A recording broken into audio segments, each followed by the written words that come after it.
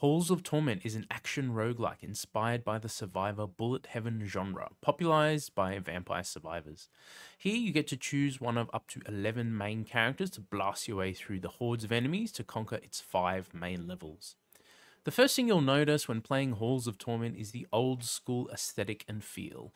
Yes, this game is clearly inspired by the ARPGs of the 90s and early 2000s, such as Diablo 1 and 2, but it does manage to offer enough unique and interesting features to set itself apart from its contemporaries.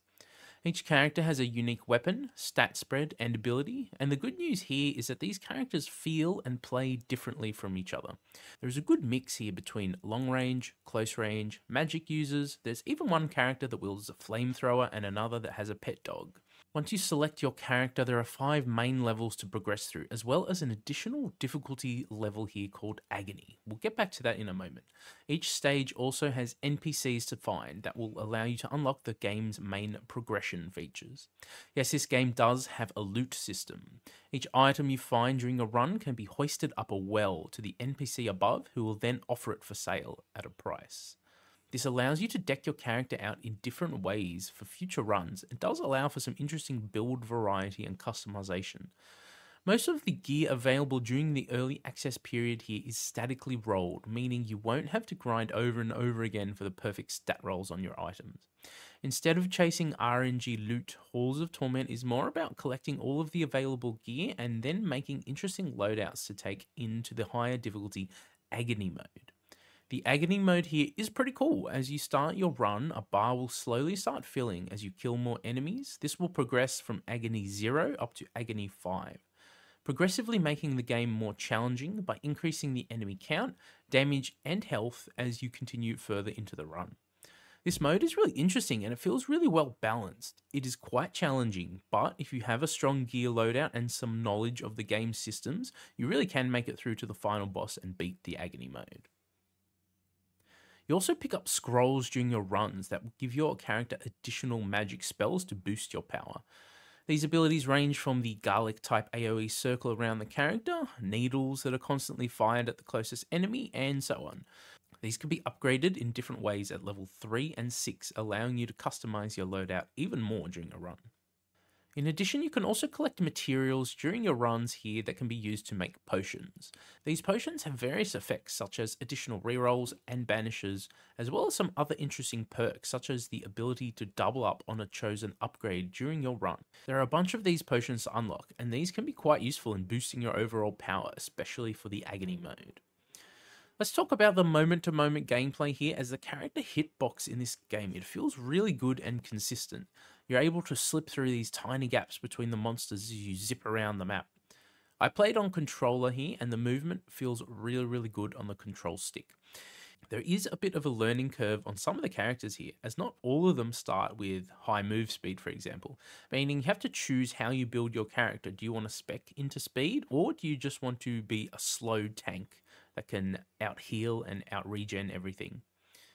The gear also has a meaningful impact on the gameplay. Not only in the additional damage output, but there are some gear pieces, for example, that allow you to spec into a summoning build. During Agony mode, you're able to acquire higher level versions of the gear pieces with additional affixes or higher stat values. Unfortunately, these cannot be hoisted up the well and are only usable in your Agony run.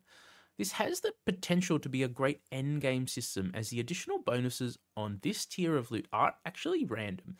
There are only a few options per piece of loot, but this would be an interesting way to make the endgame feel a bit more robust and replayable. This could potentially be something they do for the 1.0 release. In the game's current form, I think you can get about 30 hours or so out of it before hitting that feeling of, oh, there's not that much left for me to do here. For me personally, this wasn't really a problem, but if you're looking for a game that you can sink hundreds and hundreds of hours into, your mileage here may vary.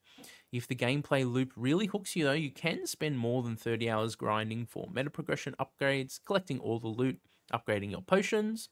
But for me, I felt pretty satisfied completing the main levels and going through the Agony mode, decking out a few of the characters with some powerful loot. Additional difficulty levels or some addition to the endgame loot acquisition would go a long way to increasing the game's longevity. As I said before, your mileage here may vary, but I think you can get at least 20 to 30 hours of good gameplay out of this game right now. There is meta progression here. You can buy permanent upgrades with gold as you go. These are basic upgrades such as health, pickup range, and so on. You'll be familiar with this if you played any of these types of games before. This will take a little bit of time to max out, but it's also not really too grindy or crazy as well. You can get this passive tree knocked out in probably 30 to 40 hours or something like that. The last thing I want to talk about in this review is balance. Right now, some of the characters and some of the abilities that come from the scrolls you find don't really feel super well balanced.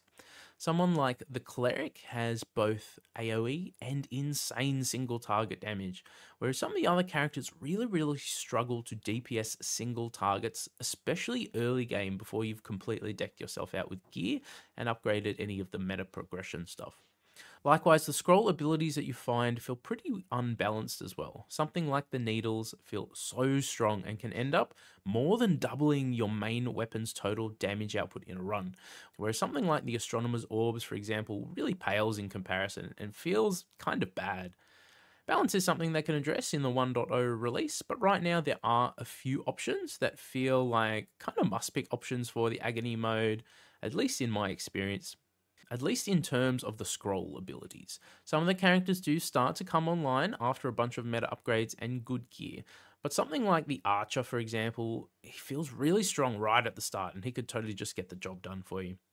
High move speed and high crit chance plus ranged attacks makes him feel really strong in the early game. Overall though, I really like Halls of Torment. I think this game is worth your time, and for only $10 on Steam, it does provide good value for the price. As of the making of this video, the 1.0 release date has not been announced yet, but the developers have made it sound like it won't actually be too far off, so hopefully this year still. I'll have some updated thoughts on the 1.0 release when it drops. Until then, keep your eye on the channel for my Cleric build for Agony Mode, as I'm cooking up a guide for this one in the background. Hopefully that will drop in the next week or so. If you're interested in any more Halls of Torment coverage on the channel, including any type of guide, content, or anything like that, please let me know with a comment down below. And that's it for the review today. Thank you very much for watching the video. Hit like and subscribe. Thank you all. Have a fantastic, amazing day.